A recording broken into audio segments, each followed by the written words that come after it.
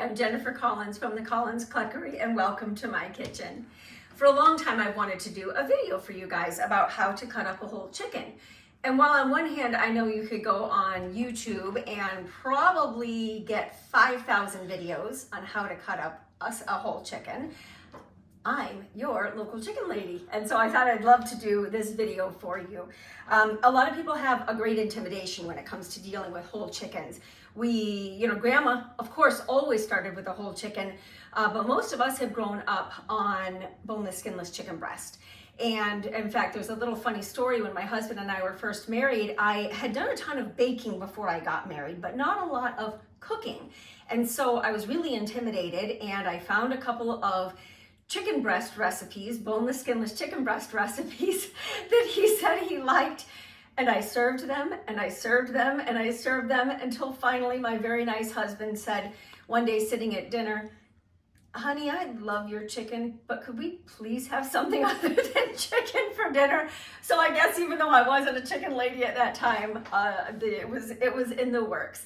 I hope that this goes smoothly because I want to show you how to cut up 2 chickens, because I have one little tool that will make it easier that you may or may not have in your kitchen. So I first want to demonstrate with something that I know you all have in your kitchen. And I want to cut up 2 chickens. I also only have 2 chickens thawed, so if this doesn't work out, it's just going to have to wait for another day. But we'll give it our best shot, and if it's a little awkward, I know you'll forgive me. All right, when you're dealing with cutting up any sort of meat, typically it's very helpful if you let the weight of the animal do the work, and it's also helpful if you go between the joints. You're not going to dull your knives that way, and it just makes the whole process a lot smoother. So when you're dealing with a whole chicken, it's nice, you want to start by lifting it up. Oh, well, what do you know? The Collins Cluckery chickens come with a neck, a heart, and liver. Now I could use the liver today, I could use the neck today by roasting it.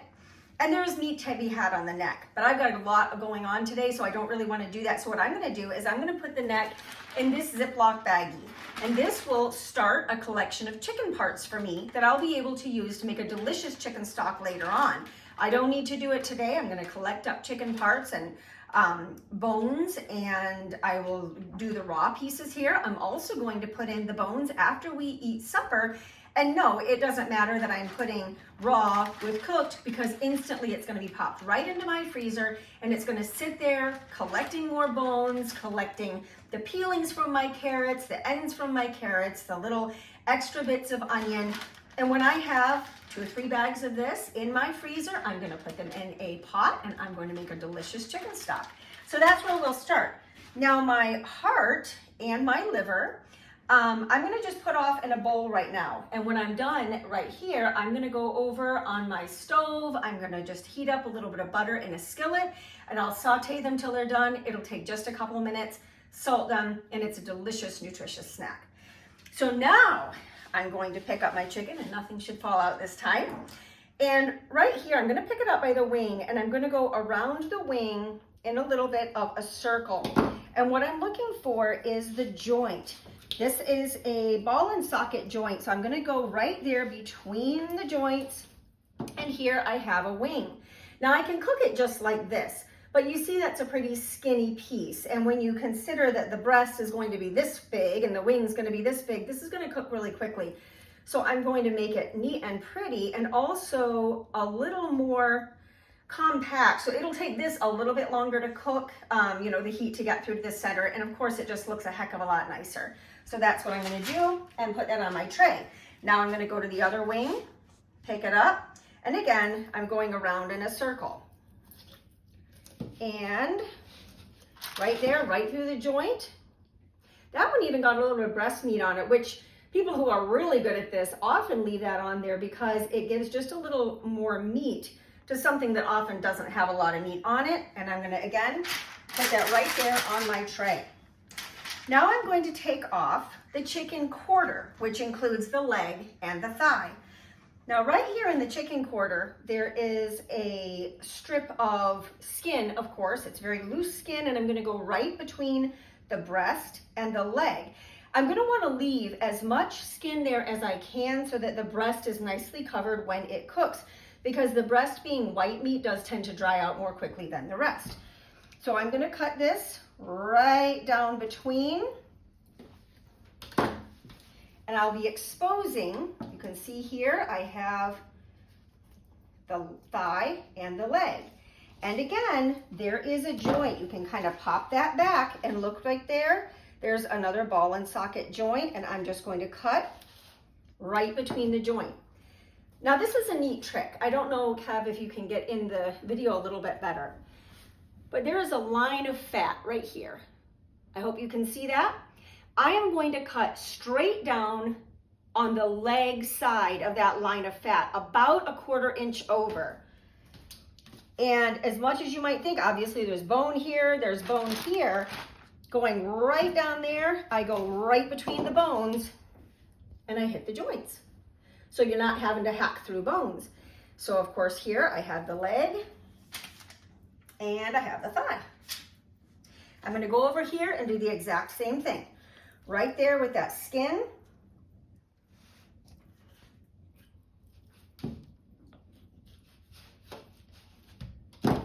And I'm gonna pop it back. And again, I've gone right between the joint. Sometimes when you do that, you're gonna make a mistake and this white part of the joint will end up sticking over here, so you see the red end of the bone. Obviously, that's only cosmetic. That's not gonna be any problem whatsoever. So again, I am looking for that line of fat right there, and I'm gonna go on the leg side of that fat, and I ought to be able to go right smack down between the joints without hitting any bone. All right, now, this is a little trick my mom taught me years ago, and it's just sort of fun to do. Right here where the wing was, there's a hole at the base of the breast on both sides, right there. I'm gonna stick my knife right into that hole, and you want a sharp knife. It's actually the safest way to work, because then the knife does a lot of the work for you. I'm gonna hold onto the back, and I'm just gonna boop, boop, boop, boop, boop, boop, boop, literally jiggle my knife up, and it separates the back from the breast. Go do this on the other side. Here I will grab the breast, which is a little more awkward. I'm gonna, again, stick it right in the hole and jiggle, jiggle, jiggle, jiggle, jiggle my way up. And now I've separated the back from the breast. I'm gonna pop that back and just pull it off, and there I have the back. Now, you can cook the back of the chicken. There are a couple of spots here. These right here are literally the tenderloin of the chicken. They're absolutely delicious. But again, I have a lot going on today, and I don't want to cook the back and have to mess around with those right now. So what I'm gonna do is the back is going into my stock bag. Now, on this one, I pulled a little bit of a bone out that really belongs with the back, no problem. I'll pull that out and stick it there in my bag. And now I'm left with a whole breast, ribs attached. Now, to separate the breast, I could cook it like this, but obviously something like this is gonna take a heck of a lot longer to cook than something like this. So I am going to use my knife to start cutting and to score. So right here, here's the wishbone, okay? Right there is the beginning of the cartilage, and this is the ending of the bone. So I'm gonna take my knife and pierce right straight down into kind of the end of that bone, and I'm gonna go down all the way through that line of cartilage. Straight down, boom. And then I'm gonna go over here and use my knife to kind of just gently score, and I'll use this for any weight I'm putting down. I'm pretty much just pushing down on this non-sharp part of the knife because I don't want to dull my knife. But I can kind of use the tip of the knife to just score along a little tiny bit, and then I'll flip it and use my body weight, boom, to push straight down. Then when I go like this, that has broken pretty well between. I got a little bit more of the bone on this side. I would have liked to have had that split a little bit more, but again, we're talking cosmetics here. So then I'm gonna take my knife and just go back down. I can tell I didn't quite get through the wishbone, so again, I'm gonna break that with the base of my knife where it's not sharp, because I don't want to, well, it's not working. So I just snapped it like that because I don't want to dull my knife. And now I just go through the skin And I have 2 lovely breasts here. Okay. Now, I'm going to demonstrate that for you again. I'm going to use really the same tips, the same tricks, the same techniques with one small difference that can make something a lot easier. Again, we have the neck, the heart, and the liver. And just a tip for when you're cooking the heart, the liver cooks very quickly. The heart is much more tough. And so I like to cut it in half. And that just helps it to cook a lot more quickly. Okay, so I'll put my neck here in my stock bag, and I'm done with this for the moment. Again, now this is a much bigger chicken. This is probably getting up around nearly 6 pounds. So something like this is going to be really good if you're going to be having, maybe you have a larger family or you're going to be having a family dinner.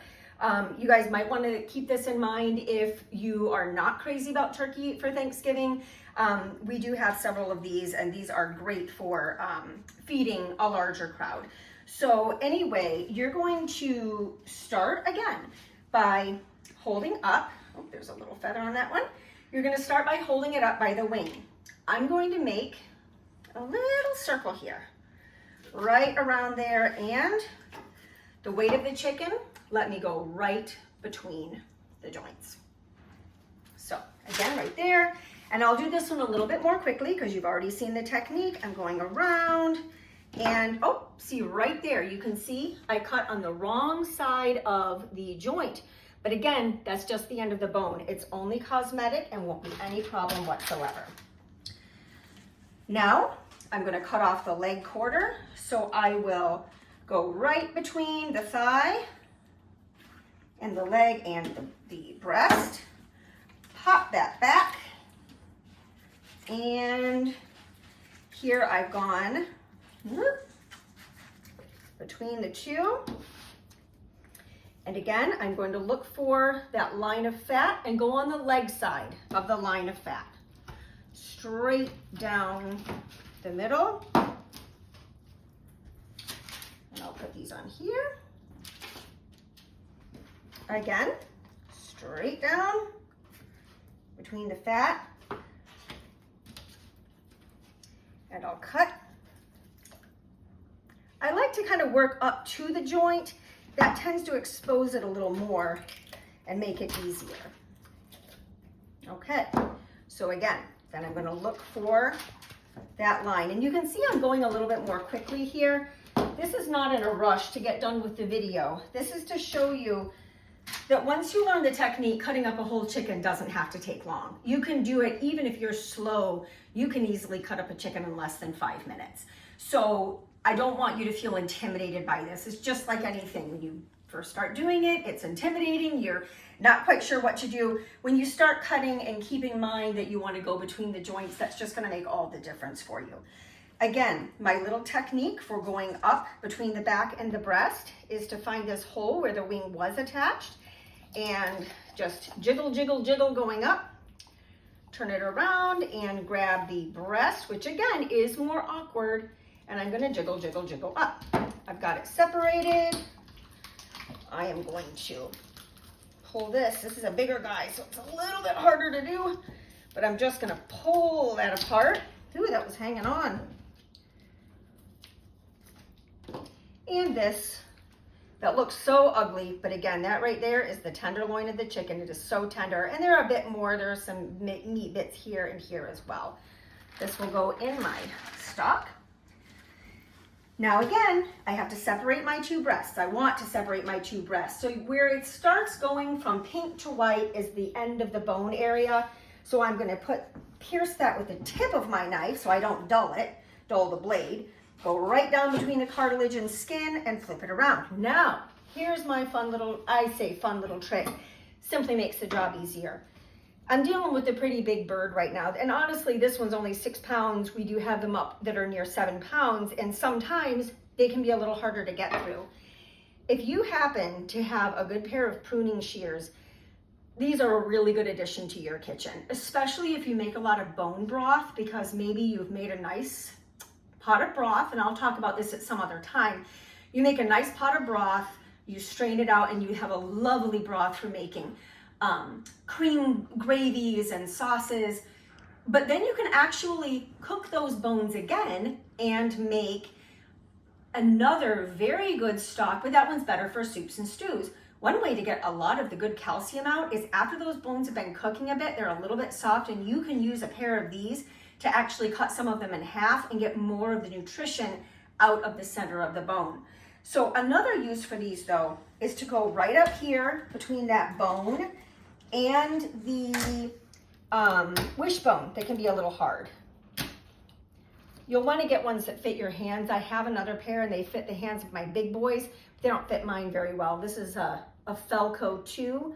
These are absolutely terrific and they fit my hands really well. So if you have small hands, bear that in mind. Again, going right down there, and a lovely breast. So now what I'm going to do, I'm going to step over just a second and wash my hands, and then I'll be back to season these up so easily and just be delicious. Okay. I am first, excuse me, told you a rough video.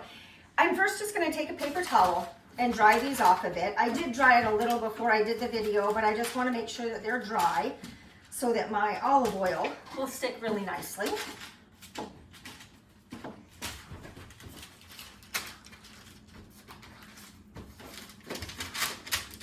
That's actually pretty dry. Must have had those dry before I started. And I am going to just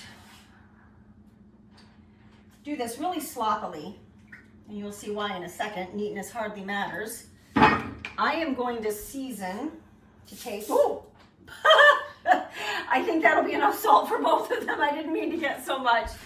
And then I'm going to put on a whole bunch of pepper.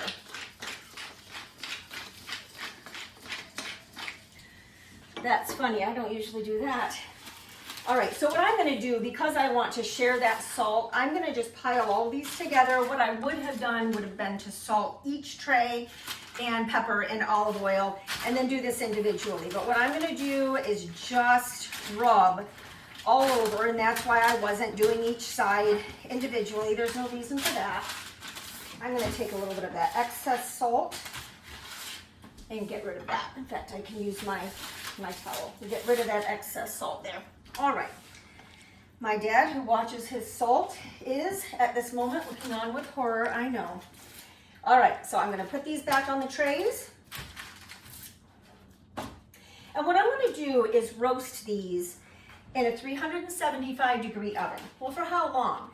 Obviously, the larger chicken is going to cook more slowly than the smaller chicken. So I'm simply going to have to keep an eye on it. And what I'm going to do will be to check the pieces periodically. There are a few ways to check chicken to see if it's cooked. My favorite way, honestly, is by temperature. It's just very, very safe. And so what I'm going to do is, after they've been in there for about 35 minutes, I'm going to start checking at 375. And I will check the breast. There's no way this will be done at that time, but I'm going to go into the thickest part of the breast and look for 185. I could have said 165, and there's a reason for that, but I will go for 185. I'll check the leg. I find the leg to be the hardest part to get to cook through, and I'll check the breast. And again, I'm looking for 185. If I need to take them out at separate times, I can. This will be absolutely delicious. It's so simple. Olive oil, salt, and pepper to your taste. The skin will be crispy, the meat will be tender, and I will be taking the breast and cutting it up to help to with dinner tonight, because I have something else planned for dinner, but we're having guests. I'm not sure there's going to be enough, so I'm going to use the breast for that tonight. And then the rest of it is going to turn into some chicken soup for my husband and his friends who will be coming in from hunting. So anyway, I hope that that was helpful. I hope you enjoyed the video. Let me know if you'd like to see anything else like that, or if you have any other questions. Like I said, I'm your local chicken lady, and I'm always happy to talk chicken. Thanks a lot. Bye-bye.